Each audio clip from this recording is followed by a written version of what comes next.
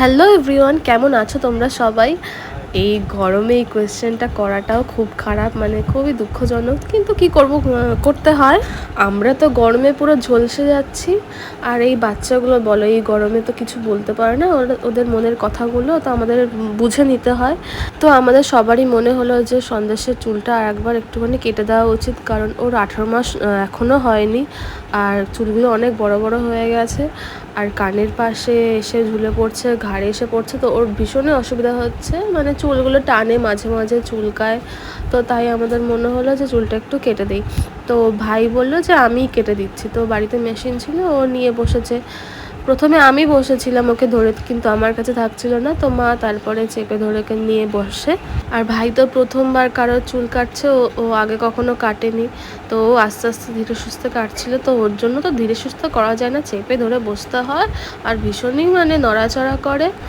18 মাস হতে আর মাত্র 2 মাস বাকি ছিল, কিন্তু আমি ভেবেছিলাম যে 2 মাস পরে একেবারে ন্যাড়া করব, কিন্তু এই যা গরম, 45 ডিগ্রি 46 ডিগ্রি টেম্পারেচারে আমাদের যা অবস্থা, আমাদের নিজেদেরই চুল কেটে ফেললে ভালো হয় এরকম, আর ওদের বাচ্চাদের তো কী অবস্থা হয় বলো। আর ওর মাথায় ভীষণ চুল, কোকড়া কোকড়া চুল, আর দেখে আমাদের কেমন অস্বস্তি লাগছিল। আর ভাইকেও আমরা বলি যে একটু চুলটা কাট, বা একটু চুলটা ছাড় বা কিছু, ও কাটে না, কারণ ওর যা প্রফেশন, তার জন্য ওকে এই চুলটা রাখতে হবে। ভালো লাগে, বাট কেমন পাগলের মতো মাঝে মাঝে থাকে।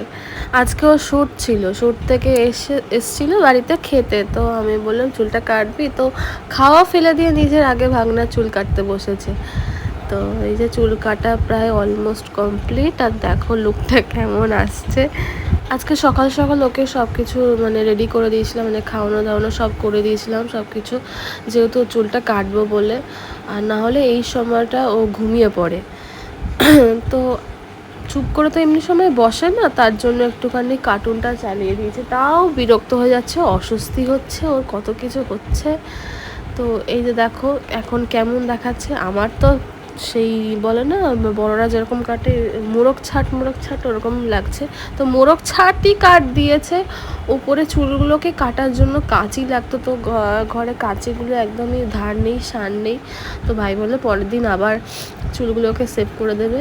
তো চুলগুলো নিয়ে এখন একটু কারুকার্য করছে, একটু মোরগ ছাট বানাচ্ছে, আর সেই দেখতে অনেকটা পাকনা বাচ্চাদের মতন লাগছে। আমার এই চুল কাটটা ভালো লাগে না, তো বাচ্চা মানুষ, আর 2 মাস পরে যেহেতু ন্যাড়া করে দিতে হবে, তাই জন্য আর কিছু বললাম না, থাক ঠিক আছে।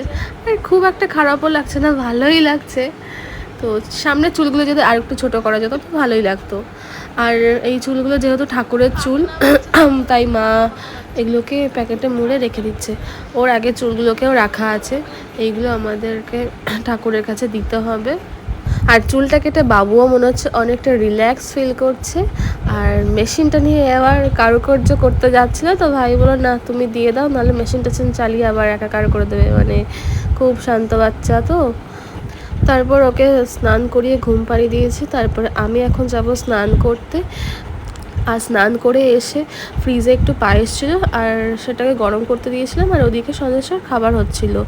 আর এই পায়েসটা হচ্ছে সন্দেশের বাবার জন্মদিনের জন্য মা করেছিল, অনেক কিছু রান্নাও করেছিল, তো আমি সেই ভিডিও ফটো কিছুই করতে পারিনি, কিছুই তুলতে পারিনি, কারণ খুব একটা বিপদের মধ্যে দিয়ে গেছিলাম। তো কি বলবো, তো কিছুই করতে পারিনি। আমার খুব ইচ্ছা ছিল সুন্দর করে সাজিয়ে গুছিয়ে আমিও কিছু রান্না করবো, মাও করবে, তো এইভাবে পালন করা হবে, জন্মদিনটা সেলিব্রেট করা হবে, কিন্তু কিচ্ছু হয়নি।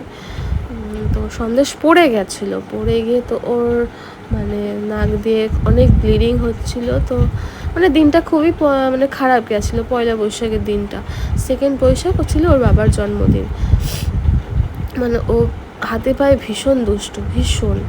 আর এই যে এখানে মা একটু পুজো দিচ্ছে, মাকেও শান্তি মতো পুজো দিতে দেয় না, মানে যখনই পুজো দেয় সন্ধে দেয় তখন ওকে পাশে এসে বসতে হবে, মাকে ডিস্টার্ব করতে হবে, ঠাকুরদের ডিস্টার্ব করতে হবে, না হলে ওর হবেই না, হবেই না একদম।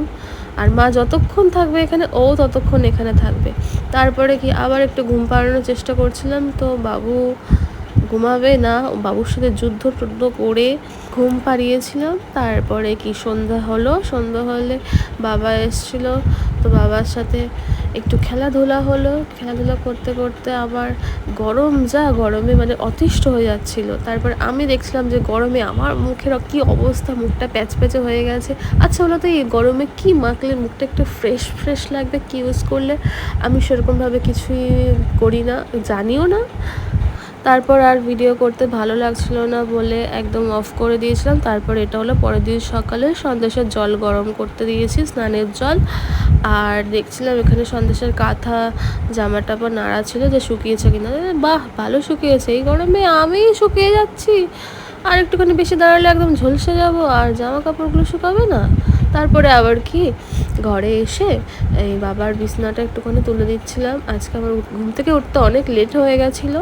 আগের দিন রাতে আমার একটুও ঘুম হয়নি, মানে এই কয়েকদিন টানা ঘুমই হচ্ছে না, এত গরম। তো সন্দেশও ঠিক করে ঘুমাতে পারছে না, ওর জন্য 2টো ফ্যান চালাতে হচ্ছে, তাও ঘুমাচ্ছে না। আর কি করবো, এই গরমে সবারই তো এরকমই অবস্থা, এটা বলে লাভ নেই, সবারই এক সিচুয়েশনে ভুগছি। হাতে আমার এখনো অনেক কাজ রয়েছে, সেগুলো আমাকে সারতে হবে, বিশেষ করে সন্দেশের কাজ। ও এখন ঘুমাচ্ছে, তাই জন্য ঘরের টুকটাক কাজগুলো করে নিচ্ছি। কাজ করতে করতে এত কষ্ট হয়ে গেছিলো যে একটুখানি বসে নিচ্ছিলাম। আর তারপরে কি এখানে আমি ভিডিওটা এন্ড করছি। ভালো লাগলে অবশ্যই লাইক, কমেন্ট, শেয়ার করো। দেখা হচ্ছে পরের ভিডিওতে। টাটা।